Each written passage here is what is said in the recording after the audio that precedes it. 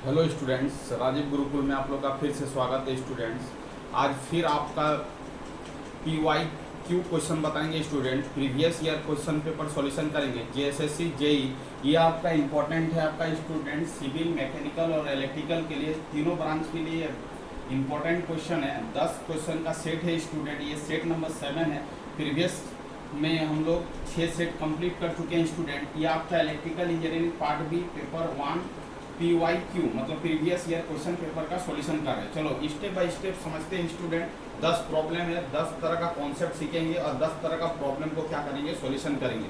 चलो स्टूडेंट, देखते हैं, ध्यान देते हैं। कुछ चीज़ आपको बता चुके हैं, तो पर भी आपको याद रखना है कि इस तरह का प्रॉब्लम यदि आपका प्रॉब्लम सेट में रहे तो आपको कैसे सॉल्व करना है, उसको आपको ध्यान देना होगा। चलो, ए और बी के बीच में क्या बोल रहा है, आर इक्विवेलेंट फाइंड आउट करने के लिए बोल रहा है कि आर इक्विवेलेंट क्या होगा। चलो, ए और बी के बीच में आर इक्विवेलेंट निकालने के लिए बोल रहा है। जब भी ए और बी के बीच में इक्विवेलेंट निकालने के लिए बोलेगा स्टूडेंट, तो आपको सर्किट को यहाँ से मॉडिफाइड करते हुए इधर की ओर आना है। ये बेसिक कॉन्सेप्ट है। जब आपका रेजिस्टेंस सीरीज में कनेक्टेड होता है तो सभी रेजिस्टेंस को क्या करते हैं, ऐड करते हैं। चलो स्टूडेंट, ध्यान देते हैं कि ये आपका ये वाला, ये जो आपका 3 गो रेजिस्टेंस है, ये कैसा कनेक्शन है। जब आप यहाँ से देखोगे तो आपको 40, 20 और 20 कैसा कनेक्शन होगा आपका, आप ही बताओ। तो ये होगा सीरीज कनेक्शन। तो सीरीज कनेक्शन में रेजिस्टेंस का वैल्यू क्या होता है स्टूडेंट, ऐड होता है। 40 + 20 60 और 60 + 20 क्या हो जाएगा, 80। इसका मतलब है ये रेजिस्टेंस का इक्विवेलेंट इफेक्ट क्या होगा स्टूडेंट, 80 होगा। आपको इसी तरह करके क्या करना है, इस सर्किट को मॉडिफाइड करना है। चलो, इसका इक्विवेलेंट इफेक्ट कितना आ गया, ऐड करके 80 आ गया। चलो, कितना आया, 80 ओम आया। अब देखो, ये 80 ओम और ये 80 ओम का कनेक्शन कैसा है, आप ही बताओ। तो ये 80 और ये 80 का कनेक्शन जो होगा स्टूडेंट, वो आपका क्या हो जाएगा, आप ही बताओ। ये आपका हो जाएगा, अब क्या हो जाएगा, ये पैरेलल हो जाएगा। जब पैरेलल हो जाएगा तो 80 का क्या हो जाएगा, आधा हो जाएगा। आधा हो जाएगा तो क्या हो जाएगा स्टूडेंट, 40 हो जाएगा। क्या हो जाएगा, 40 हो जाएगा। क्या हो जाएगा, 40 हो जाएगा। इसका मतलब है इसका इक्विवेलेंट इफेक्ट जो आएगा वो 40 ओम आएगा। फिर देखो, 40, 20 और 20 कितना हो जाएगा, आपका सीरीज में कनेक्टेड है, तो इसका वैल्यू जो हो जाएगा स्टूडेंट, वो आपका क्या हो जाएगा, 80 हो जाएगा। क्या हो जाएगा, 80 हो जाएगा। तो हम क्या कर लेंगे, इसको इक्विवेलेंट इफेक्ट के तौर पर यहाँ पर क्या कर लेंगे, 80 कर लेंगे। ठीक है, यह हो जाएगा 80 ओम। और 80 ओम और 80 ओम का कनेक्शन कैसा है, पैरेलल है। ये आपका क्या हो जाएगा स्टूडेंट, आपका 40 ओम आ जाएगा। क्या हो जाएगा, 40 ओम हो जाएगा। और ये आपका क्या हो जाएगा, 7 हो जाएगा। अब देखो, अब चीज़ों को समझो कि ये आपका क्या है, ये आपका 40, 10 और 10 कैसा कनेक्शन है, आपका सीरीज में कनेक्शन है। तो 40, 10, 50 और 10 क्या होगा, 60 होगा। इस प्रॉब्लम का आंसर क्या हो जाएगा स्टूडेंट, 60 हो जाएगा। तो इसी तरह करके प्रॉब्लम को क्या करना है, सॉल्विंग करना है। बेसिक कॉन्सेप्ट आपको समझना है कि यदि आपका रेजिस्टेंस सीरीज में कनेक्टेड हो तो उसका इक्विवेलेंट जो होता है वो आपका क्या होता है, R1 प्लस क्या होता है, R2 प्लस क्या होता है, आपका R3 होता है। ये आपका कैसा कनेक्शन रहे, जब सीरीज कनेक्शन रहे तो सभी रेजिस्टेंस को क्या करना है, ऐड करना है। और पैरेलल कनेक्शन रहे तो आपका एक फॉर्मूला होता है इक्विवेलेंट का कि R1 गुना क्या होता है, R2 डिवाइडिंग बाई क्या होता है, R1 प्लस क्या होता है, R2। ये दोनों कॉन्सेप्ट को आपको क्या करना है स्टूडेंट, याद रखना है। यदि आप इस दोनों कॉन्सेप्ट को याद रख सकते हो तो आप प्रॉब्लम को आराम से बना सकते हो। रेजिस्टेंस यदि सीरीज में कनेक्टेड हो चाहे पैरेलल में कनेक्टेड हो, आप प्रॉब्लम को सॉल्विंग करोगे।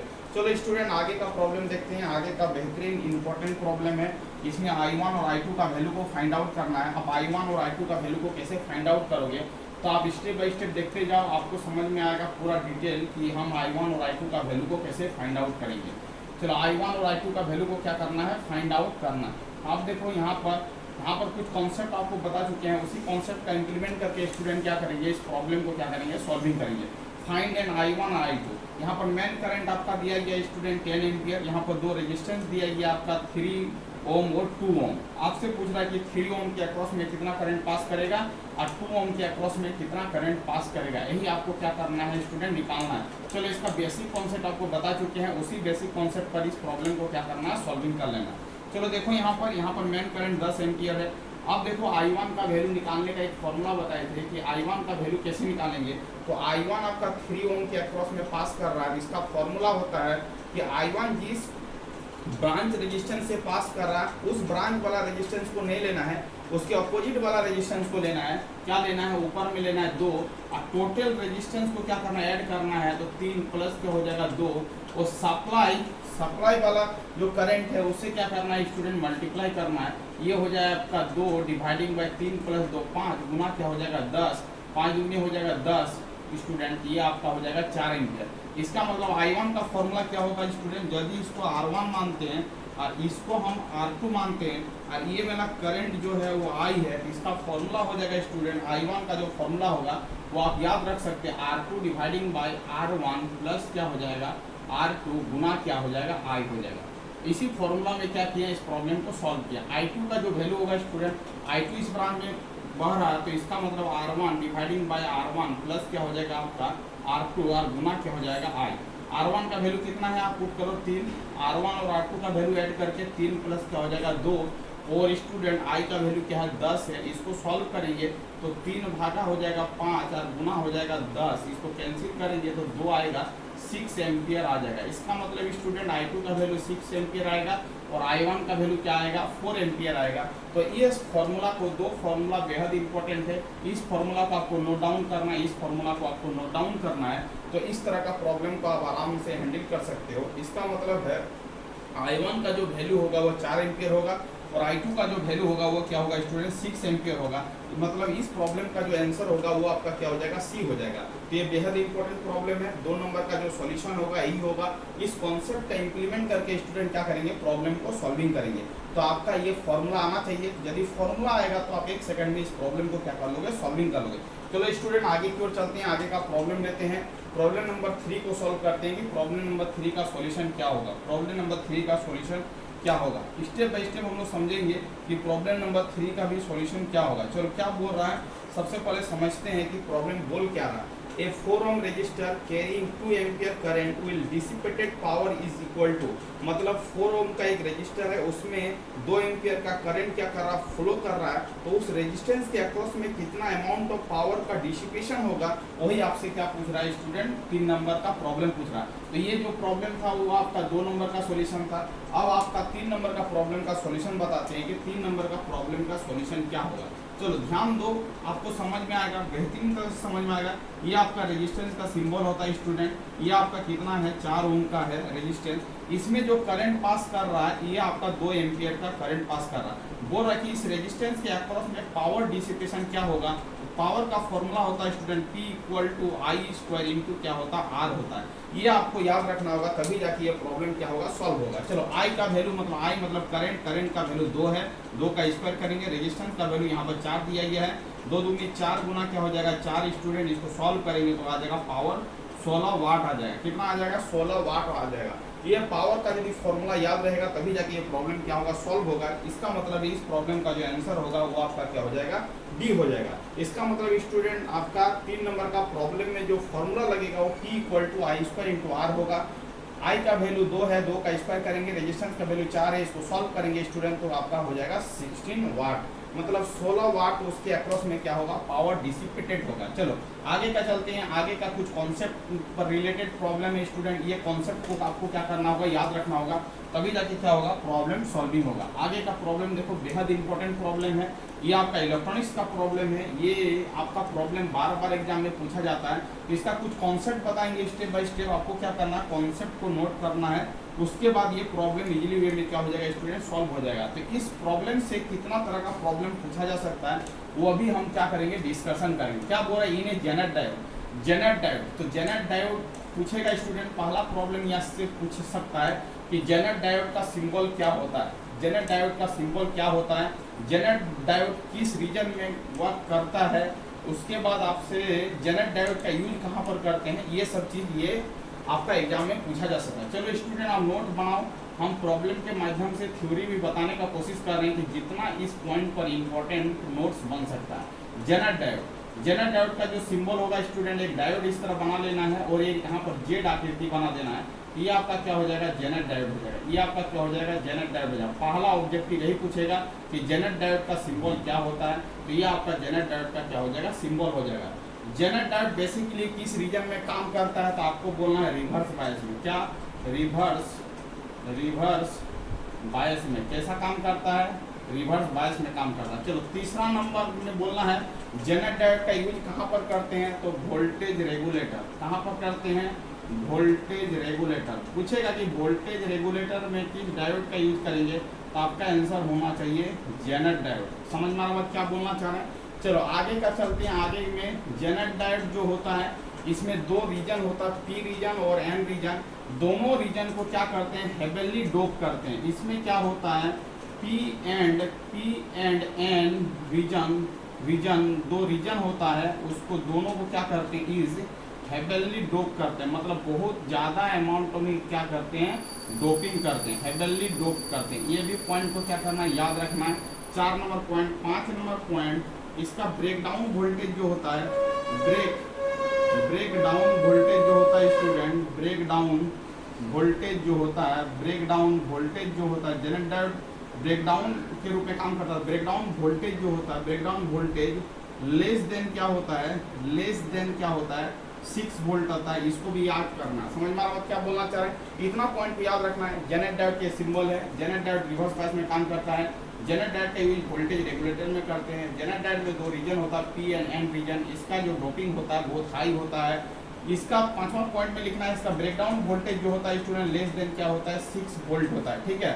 अब जैसे जैसे टेम्परेचर बढ़ाते जाएंगे, जैसे जैसे टेम्परेचर इंक्रीज करेगा, टेम्परेचर ये भी पूछा जाता है, टेम्परेचर इंक्रीज करेंगे तो इसका ब्रेकडाउन वोल्टेज क्या होगा, तो टेम्परेचर इंक्रीज होगा तो इसका ब्रेकडाउन वोल्टेज जो होगा स्टूडेंट, वो आपका क्या, ब्रेकडाउन वोल्टेज याद रखना है कि टेम्परेचर को बढ़ाएंगे तो इसका ब्रेकडाउन वोल्टेज क्या होगा, डिक्रीज करेगा। मतलब टेम्परेचर जैसे बढ़ाएंगे ब्रेकडाउन वोल्टेज क्या करेगा, डिक्रीज करेगा। यदि वो 6 वोल्ट में ब्रेकडाउन कर रहा था और यदि टेम्परेचर को बढ़ा देंगे तो वो क्या करेगा, 6 वोल्ट से पहले ही क्या कर जाएगा, ब्रेकडाउन कर जाएगा। इसका मतलब इस पॉइंट को भी याद रखना है, यदि टेम्परेचर बढ़ाएंगे तो ब्रेकडाउन वोल्टेज क्या होगा स्टूडेंट, डिक्रीज करेगा। ये भी आपको क्या करना, याद रखना। 7 नंबर पॉइंट में इसका डायग्राम को भी याद रख सकते हो, इसका डायग्राम क्या होता है। ये आपका हो गया स्टूडेंट बी, ये हो गया आई। ठीक है।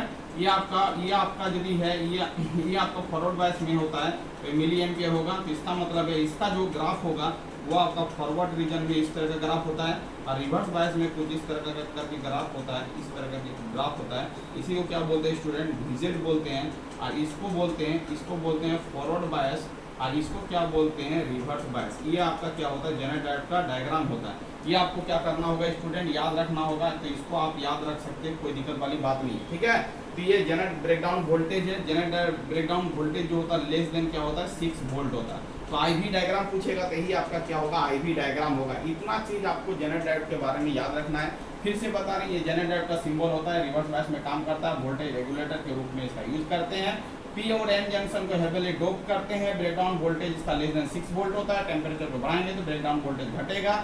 और आपका ये आपका उसका वी डायग्राम होता है, वी डायग्राम होता है। फॉरवर्ड बायस में आपका ये डायग्राम होगा और रिवर्स बायस में ये डायग्राम होगा। बेसिकली जेनेट डायोड जो यूज करता है स्टूडेंट, वो क्या करता है, रिवर्स बायस में यूज करता है। इतना चीजों का आपको क्या करना, याद रखना, तभी जाके जेनेट डायोड का प्रॉब्लम बन जाएगा। चलो अभी देखते हैं कि जेनेट डायोड में क्या होता है, only the P region is heavily doped. नहीं, ऐसा बोले नहीं है। P and N region is heavily doped. दोनों रीजन को क्या करते हैं स्टूडेंट, हेवनली डोप करते हैं। तो इसको याद रखना होगा सी। लाइटली नहीं मतलब कम मात्रा में डोपिंग नहीं करते हैं, बहुत ज्यादा मात्रा में डोपिंग करते हैं। तो ये वाला आंसर होगा सी। चलो आगे का चलते हैं, आगे का क्वेश्चन को देखते हैं। ये आपको नोट करना है स्टूडेंट, तो नोट कर सकते हो। अब देखो, आप चीजों को समझो कि अब आगे का पॉइंट लेते हैं। Which of the following transistor can be used in enhancement mode. चलो ये भी यहाँ पर भी एक कॉन्सेप्ट आता है। चलो इसको नोट करना तो स्टूडेंट नोट कर सकते हो। आगे का कॉन्सेप्ट को लेते हैं। अब देखो आगे का कॉन्सेप्ट क्या बोल रहा है उसको समझते हैं। Problem number 5। प्रॉब्लम नंबर 5 क्या बोल रहा है उसको आपको क्या करना होगा, समझना होगा। प्रॉब्लम नंबर 5 क्या बोल रहा है, Which of the following transistor can be used in enhancement mode. मतलब किस तरह का ट्रांजिस्टर का यूज हम लोग इनहांसमेंट मोड में करेंगे। UGT, junction field effect transistor, metal oxide semiconductor field effect transistor और एनपीएन ट्रांजिस्टर। चलो अब देखो स्टूडेंट, आपका क्या होता है, आपका देखो यहाँ पर समझने का कोशिश करो। अब देखो एक होता है बीजेटी और दूसरा क्या होता है फेट। समझ में आ रहा बात क्या बोलना चाह रहे हैं। अब देखो, अब आपका अब यहाँ पर देखो, ये आपका क्या है, यहाँ पर देखो एक बीजेटी होता है। समझ में आ रहा बात क्या बोलना चाह रहे हैं। बीजेटी डिवाइस होता है, इसको बोलते हैं बाइपोलर जंक्शन ट्रांजिस्टर। बाइपोलर इसका फुल फॉर्म, बाइपोलर जंक्शन इसका फुल फॉर्म भी पूछेगा तो आपको लिख देना है कि बाइपोलर जंक्शन ट्रांजिस्टर बोलते हैं। इसको क्या बोलेंगे, बाइपोलर जंक्शन ट्रांजिस्टर बोलेंगे। ठीक है, चलो ये वाला लिख देना है। ये क्या करता है, करंट कंट्रोल डिवाइस है। करंट कंट्रोल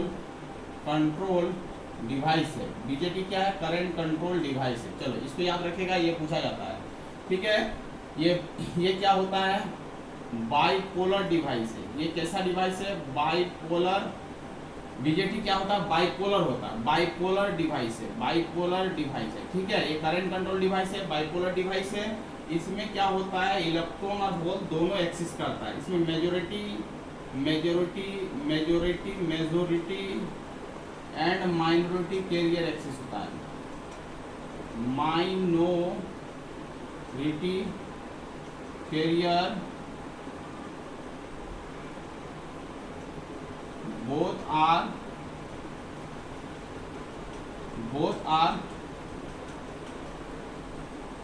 are एक्सिस। ठीक है, मेजॉरिटी कैरियर और minority carrier both are exist होता है। इसको बाइपोलर डिवाइस बोलते हैं। करंट कंट्रोल ही है ये बाइपोलर।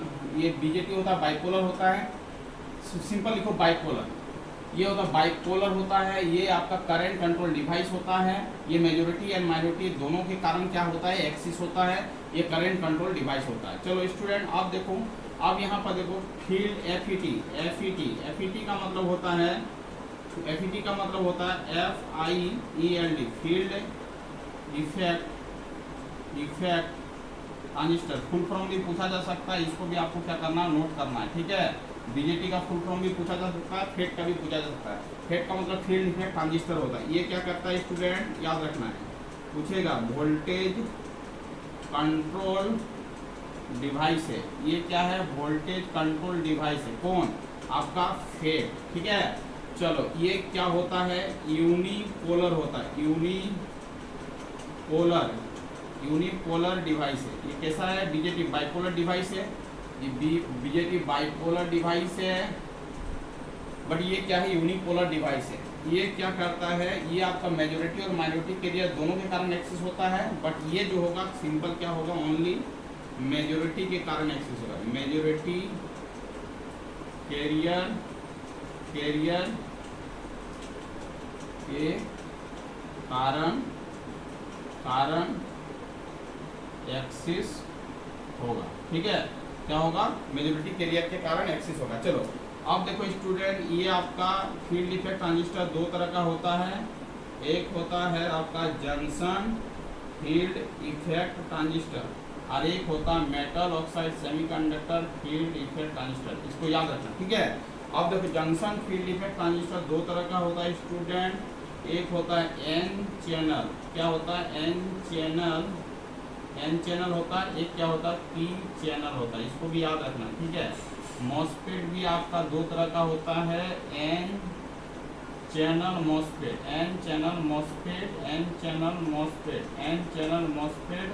और क्या होगा? पी चैनल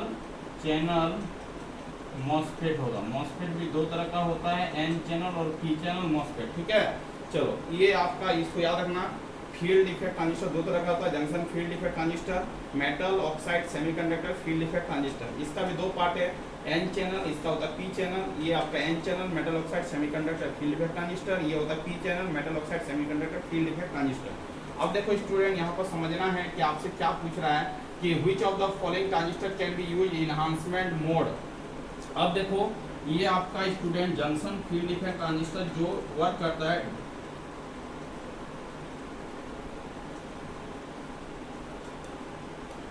ये आपका काम करता है डिप्लेशन मोड में काम करता है। और ये आपका डिप्लेशन एंड इन्हांसमेंट।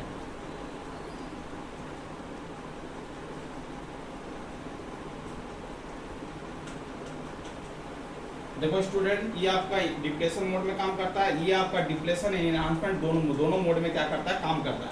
इसका मतलब यहाँ से लेके यहाँ तक आपका शॉर्ट नोट बनाना है। चलो अब 5 नंबर का प्रॉब्लम को देखते हैं। Which of the following transistor can be used in enhancement mode. तो इनहांसमेंट मोड में आपका यूज होगा student metal oxide semiconductor field effect transistor, क्योंकि ये आपका metal oxide semiconductor field effect transistor enhancement mode और डिप्लेशन मोड दोनों में काम करता है।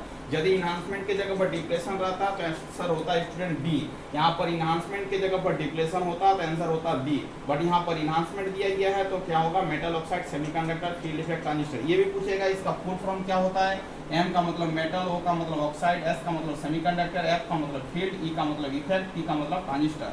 इसको आप नोट कर सकते हो। ये भी प्रॉब्लम क्या हो गया स्टूडेंट, सॉल्व हो गया। चलो, which of the following device is used in voltage regulator, अभी बताए थे वोल्टेज रेगुलेटर में किसका यूज करते हैं स्टूडेंट, आपको याद रखना होगा जेनर डायोड। जेनर डायोड के यूज किसमें करते हैं, वोल्टेज रेगुलेटर के रूप में करते हैं। चलो आगे का प्रॉब्लम लेते हैं। प्रॉब्लम नंबर है आपका 7, ये आपको नोट करना था, आप स्टूडेंट नोट कर सकते हो, बेहद इंपॉर्टेंट प्रॉब्लम है। सभी पॉइंट क्या है आपका ऑब्जेक्टिव है। बीजेटी का full form bipolar junction transistor होता है, ये करंट कंट्रोल डिवाइस है, ये बाइपोलर डिवाइस है। Majority and minority carrier both के कारण एक्सिस होता है। एफईटी का मतलब होता है फील्ड इफेक्ट ट्रांजिस्टर, ये क्या होता है स्टूडेंट, वोल्टेज कंट्रोल डिवाइस होता है, ये आपका यूनिपोलर डिवाइस होता है। ये मेजॉरिटी कैरियर के कारण क्या होता है, एक्सिस होता है। फील्ड इफेक्ट ट्रांजिस्टर दो तरह का होता है, आपसे पूछेगा तो junction field effect transistor, metal oxide semiconductor field effect transistor. Junction field effect transistor दो तरह का स्टूडेंट होता है, एन चैनल और क्या होता है, पी चैनल। ये आपका वर्क करता है स्टूडेंट डिप्लेशन मोड में, ये आपका वर्क करता है स्टूडेंट डिप्लेशन इनहांसमेंट दोनों मोड में। तो आपको याद करना है, आपको ये इसको शॉर्ट नोट बना लेना है। चलो आगे का प्रॉब्लम देखते हैं, आगे का कॉन्सेप्ट को देखते हैं कि आगे का प्रॉब्लम का कॉन्सेप्ट क्या है, उसको हम लोग स्टूडेंट कैसे सॉल्व करेंगे। चलो अब देखो क्या बोल रहा है, अब प्रॉब्लम क्या बोल रहा है कि for a half wave rectified sine wave the ripple factor पूछ रहा है कि हाफ वेव रेक्टिफायर में रिपल फैक्टर क्या होता है। ये हो गया हाफ वेव रेक्टिफायर, एक्स का मतलब हाफ, डब्ल्यू का मतलब वेव, आर का मतलब रेक्टिफायर। हाफ वेव रेक्टिफायर में स्टूडेंट RIPP रिपल फैक्टर क्या होगा, रिपल फैक्टर क्या होगा। तो रिपल फैक्टर का फॉर्मूला होता है स्टूडेंट, आपको याद रखना होगा FORM, from factor, FACTOR, form factor का स्क्वायर माइनस होता है 1।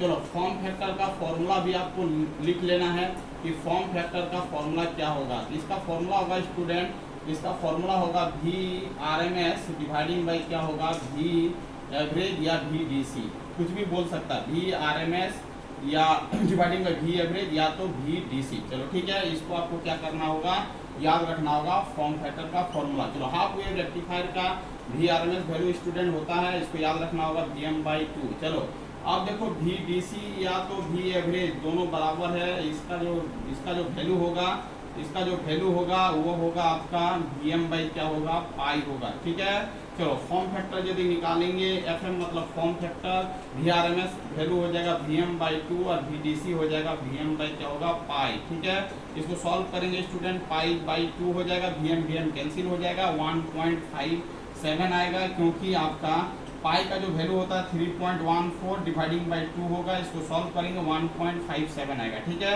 आपसे यदि रिपल फैक्टर के जगह पर फॉर्म फैक्टर पूछता तो आंसर होता 1.57।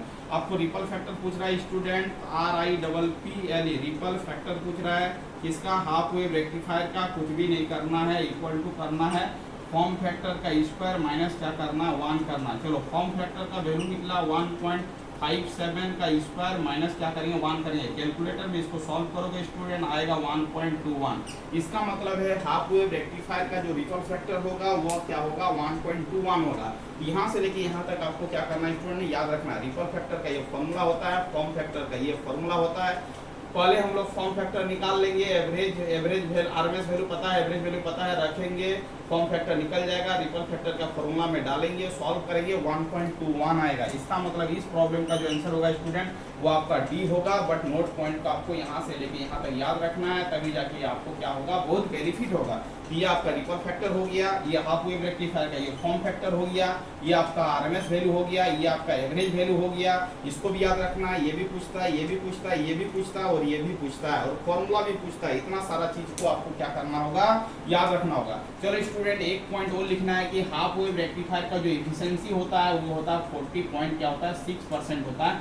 इसको भी याद रखना है, ये एफिशिएंसी कितना होता है, तो आपको बोलना है 40.6% होता है इसका एफिशिएंसी। इतना कंटेंट को रेडी करना है, तभी जाके आपको बहुत बेनिफिट होगा। चलो 7 नंबर का प्रॉब्लम हो गया स्टूडेंट। अब आगे का प्रॉब्लम लेते हैं 8 नंबर। 8 नंबर का प्रॉब्लम को देखते हैं कि 8 नंबर का प्रॉब्लम में क्या बोल रहा है, स्टेप बाय स्टेप उसको क्या करेंगे, सॉल्व करेंगे। चलो बहुत इंपॉर्टेंट प्रॉब्लम है, 8 नंबर का प्रॉब्लम देखते हैं। चलो क्या बोल रहा है 8 नंबर का problem, the speed of a p pole synchronous machine in RPM is given by. कुछ नहीं स्टूडेंट, इसका फॉर्मूला होता है, यदि आपका सिंक्रोनस मशीन का स्पीड का पूछ रहा है कि स्पीड क्या होगा, तो कुछ नहीं है, सिंक्रोनस मशीन का जो स्पीड का फॉर्मूला होगा student, NS is equal to हो जाएगा, इसको रट्टा मारना 120 एफ बाई क्या होता है पी।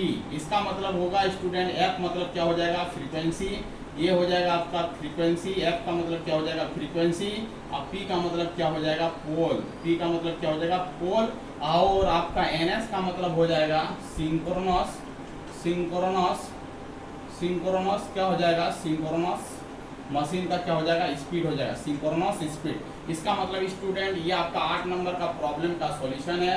8 नंबर का जो फॉर्मूला होगा 120 एफ बाई क्या होगा पी होगा। इसका मतलब इस प्रॉब्लम का जो आंसर होगा वो आपका क्या हो जाएगा बी हो जाएगा। इस प्रॉब्लम का आंसर क्या हो जाएगा बी हो जाएगा। चलो 8 नंबर का प्रॉब्लम हो गया स्टूडेंट। 9 नंबर प्रॉब्लम बेहद इंपॉर्टेंट है, यही फॉर्मूला में बनेगा। A 4 pole generator is running at 1200 RPM, the frequency and time period of the EMF generated in its coil are respectively. कुछ नहीं है, बेहद इजी प्रॉब्लम है। इसका फॉर्मूला वही लगेगा NS is equal to 120 F by p. चलो ठीक है, सिंक्रोनस स्पीड आपका दिया गया है स्टूडेंट। देखो कितना में वो रन कर रहा है, देखो तो 1200 आरपीएम में क्या कर रहा है रन कर रहा है। ठीक है गिवन, चलो 1200 लिखते हैं। ये NS का वैल्यू क्या हो जाएगा 1200, ये आपका 120 गुना। अब देखो स्टूडेंट फ्रीक्वेंसी आपको पता नहीं, निकालना होगा पोल। पोल का वैल्यू दिया गया स्टूडेंट, कितना पोल है 4 पोल है, यहाँ पर रखेंगे 4। चलो ये सॉल्व करेंगे तो 1200 गुना 4 डिवाइडिंग बाई क्या हो जाएगा 120 इज इक्वल टू हो जाएगा एफ। इसको कैंसिल करेंगे स्टूडेंट, आएगा आपका 10, फ्रीक्वेंसी हो जाएगा आपका 40 हर्ट्ज। इसका मतलब फ्रीक्वेंसी पूछ रहा था, फ्रीक्वेंसी कितना होगा 40 हर्ट्ज होगा। देखो 40 हर्ट्ज कहाँ पर है, एक ही ऑप्शन में 40 हर्ट्ज है, तो ये वाला ऑप्शन क्या होगा राइट होगा। बट आपको टाइम पीरियड भी निकालना है। चलो टाइम पीरियड और फ्रीक्वेंसी में रिलेशन होता है T equal to 1 by F. चलो एफ मतलब फ्रीक्वेंसी 1 बाई 40, इसको सॉल्व करेंगे स्टूडेंट 1 बाई 40 को तो 0.0 और क्या हो जाएगा 25 हो जाएगा सेकंड। इसको आपको सॉल्व कर लेना। चलो ये वाला प्रॉब्लम का आंसर जो होगा 9 का यहाँ से लेके यहाँ तक होगा। इसका मतलब इस प्रॉब्लम का जो आंसर होगा वो आपका क्या होगा बी होगा। चलो आगे का लास्ट प्रॉब्लम है, बेहद इंपॉर्टेंट है। ये भी प्रॉब्लम को क्या करते हैं स्टूडेंट देखते हैं। ये आपका 8 का सॉल्यूशन है, ये आपका 9 का सॉल्यूशन है। आप आराम से नोट करो 8 और 9 का सॉल्यूशन। उसके बाद लास्ट प्रॉब्लम का सॉल्यूशन बताते हैं स्टूडेंट 10 नंबर का प्रॉब्लम का सॉल्यूशन क्या होगा। चलो देखो 10 नंबर का प्रॉब्लम का सॉल्यूशन क्या होगा उसको आपको क्या करना है समझना है। 10 नंबर प्रॉब्लम का सॉल्यूशन क्या होगा, चलो देखो चीजों को समझो। फाइंड द चार्ज, मतलब उस सर्किट का चार्ज निकालने बोल रहा है। तो सबसे पहले इस प्रॉब्लम को सॉल्व कैसे करेंगे, तो इसका बेसिक कॉन्सेप्ट को समझेंगे तभी जाके ये प्रॉब्लम क्या होगा सॉल्व होगा। बेहद इजी प्रॉब्लम है बट कॉन्सेप्ट आना चाहिए तभी जाके प्रॉब्लम क्या होगा स्टूडेंट सॉल्व होगा। चलो अब देखो यहाँ पर क्या है, ये आपका कैपेसिटर का वैल्यू 4 माइक्रोफैरड है, ये आपका 4 माइक्रोफैरड है, ये आपका 2 माइक्रोफैरड है, और ये आपका 40 वोल्ट का क्या है बैटरी दिया गया है। क्यू का वैल्यू निकालना है। चलो स्टूडेंट सबसे पहले देखते हैं इस प्रॉब्लम को सॉल्व कैसे करेंगे। फॉर्मूला होता है Q इक्वल टू क्या होता है C और क्या होता है V। चलो यहाँ पर तो C है तो पहले क्या करेंगे C इक्विवेलेंट निकालेंगे। यही फॉर्मूला में इस प्रॉब्लम को क्या करेंगे सॉल्व करेंगे। तो देखो C इक्विवेलेंट कैसे निकालते हैं ये देखो। अब देखो स्टूडेंट ये 2 कैपेसिटर ऊपर वाला कैसा कनेक्टेड है, तो आप बोलोगे सीरीज में। कैसा कनेक्टेड है सीरीज में, ठीक है। आप कैपेसिटर जब सीरीज 2 कैपेसिटर जब सीरीज में कनेक्टेड होता है स्टूडेंट, 2 कैपेसिटर जब सीरीज में कनेक्टेड होता है, ये आपका C1 है ये C2 है। इसका इक्विवेलेंट का फॉर्मूला होता है C1 Guna C2, C1 Guna C2 dividing by क्या होता है C1 प्लस क्या होता है C2। इसको याद रखना है, जब कैपेसिटर क्या हो सीरीज में कनेक्टेड हो तो इसका इक्विवेलेंट का फॉर्मूला ये होगा। चलो ये आपका इक्विवेलेंट का फॉर्मूला हो जाएगा student 4 Guna 4 dividing by 4 plus 4। चलो 4 4 16, 4 2 8, इसको कैंसिल करेंगे तो 8 दूनी क्या होगा 16, 2 माइक्रोफैरड। इसका मतलब स्टूडेंट ऊपर वाला कैपेसिटर का जो इक्विवेलेंट आएगा वो आपका आएगा 2 माइक्रोफैरड। चलो ठीक है, यहाँ पर हो जाएगा 2 माइक्रोफैरड। कितना हो जाएगा 2 माइक्रोफैरड। चलो यहाँ पर एक बैटरी लगा हुआ है, ऐसे करके ऐसे करके ऐसे करके कितना वोल्ट का बैटरी है 40 वोल्ट का बैटरी है। क्यू आपको निकालना है। चलो अब देखो स्टूडेंट आप समझने का कोशिश करो। ये 2 माइक्रोफैरड और 2 माइक्रोफैरड कैसा कनेक्टेड है पैरेलल कनेक्टेड है। पैरेलल कनेक्टेड रहेगा तो इक्विवेलेंट इफेक्ट क्या होगा, सिंपल कैपेसिटर वैल्यू क्या हो जाएगा जुड़ जाएगा। 2 प्लस 2 क्या हो जाएगा माइक्रोफैरड। इसका मतलब हो जाएगा 4 माइक्रोफैरड। इसका मतलब student whole and sole equivalent कितना निकल गया 4 माइक्रोफैरड निकल गया। चलो ठीक है, आप देखो ये फॉर्मूला में आपको क्या करना पुटअप करना है, ठीक है। फ्रॉम 1 से, फ्रॉम क्या करना 1 से, ठीक है। Q इक्वल टू क्या हो जाएगा C इक्विवेलेंट गुना क्या हो जाएगा V। देखो C इक्विवेलेंट का वैल्यू कितना है स्टूडेंट 4 माइक्रो। माइक्रो को कन्वर्ट करेंगे तो 10⁻⁻6 होगा। अब वोल्टेज जो दिया गया वो 40 दिया गया। इसको सॉल्व करेंगे स्टूडेंट 4 4 16, 160 और ये इसको लिखना चाहते हैं तो माइक्रो कूलम में ही लिखते हैं। तो चार्ज का जो वैल्यू होगा स्टूडेंट वो आपका क्या हो जाएगा 160 माइक्रो कूलम, क्योंकि 10 के पावर -6 इज इक्वल टू क्या होता है माइक्रो होता है। तो ये दोनों को गुना करेंगे तो 160 आएगा और माइक्रो कूलम हो जाएगा। इसका मतलब इस प्रॉब्लम का जो आंसर होगा स्टूडेंट ये होगा, कितना होगा 160 माइक्रो कूलम। कितना होगा चार्ज इस सर्किट का 160 माइक्रो कूलम। इसका मतलब ये 10 नंबर का प्रॉब्लम था, बेहद इंपॉर्टेंट था। आपको कॉन्सेप्ट भी समझ में आया होगा। जब कैपेसिटर सीरीज में कनेक्टेड होगा, दो कैपेसिटर, तो ये फॉर्मूला का यूज करेंगे। जब कैपेसिटर आपका पैरेलल में कनेक्टेड होगा स्टूडेंट, तो आपका जब कैपेसिटर आपका पैरेलल में कनेक्टेड होगा, सीपी का मतलब पैरेलल, इसका इक्विवेलेंट होगा C1 प्लस क्या हो जाएगा C2। इसको भी क्या करना याद रखना। देखो यहाँ पर ये पैरेलल कनेक्टेड है, इसका इक्विवेलेंट जो होगा दोनों का क्या होगा एडिशन होगा। दोनों का एडिशन किए तो 4 माइक्रो फैराड आया। चलो इक्विवेलेंट निकल गया। इक्विवेलेंट निकलने के बाद ये बेसिक फॉर्मूला होता है Q = CV। C का वैल्यू निकला 4 माइक्रो फैराड गुना वोल्टेज जो दिया गया वो 40 दिया गया, मल्टीप्लाई करेंगे 160 माइक्रो कूलम आएगा। तो ये बेहद इंपॉर्टेंट प्रॉब्लम था। ये बेसिक कॉन्सेप्ट का प्रॉब्लम को क्या किए स्टूडेंट डील किए। तो आज आपका प्रॉब्लम कितना था, आपका 10 प्रॉब्लम था। 10 प्रॉब्लम में 10 तरह का कॉन्सेप्ट आपको सीखने में मिला। ये पूरा प्रॉब्लम को क्या करना है स्टूडेंट, आपके नोट्स में बन जाना चाहिए। इसको रिविजन करना है, बार बार याद करना है, भूलना नहीं है, अपने से भी प्रैक्टिस करना है, और जहीं प्रॉब्लम हो वो क्या करना है सॉल्यूशन को देखना है। Thank you student. वीडियो को एंड करते हैं। यदि आप चैनल में नए हैं तो चैनल को क्या करना सब्सक्राइब कर लेना है, जिससे आपको रेगुलर वीडियो मिलते जाए। और नेक्स्ट क्लास में हम लोग लाएंगे स्टूडेंट धांसू set number 8। Okay, thank you student.